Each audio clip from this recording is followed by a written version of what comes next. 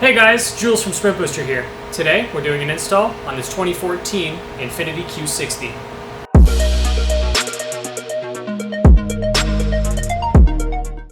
This pedal is very similar to other vehicles within the same family, such as the G37 that we did in a previous install video.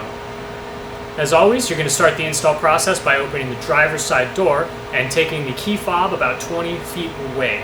This allows the vehicle's CAN bus system to reset. Since this Infiniti does have a floor-mounted pedal, you're going to start with removing the retention bolt cover. With the cover removed, you now have access to the retention bolt. Simply remove the bolt, and you can now take the pedal assembly and remove it from the engine harness. To unplug the pedal from the harness assembly, simply press down on the retention clip while pulling outwards. Next, you're going to install the Sprint Booster inline between the pedal assembly and the vehicle harness. Don't forget to press on each plug until it clicks. Now that the Sprint Booster is installed into the vehicle, you can install the selector switch.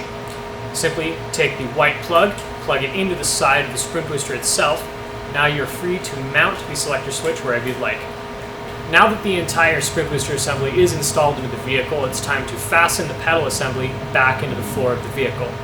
Simply reinstall the bolt and return the cover. That was the install of the Sprint Booster on this 2014 Infiniti Q60. Leave us a comment below and let us know what vehicle you guys would like to see next.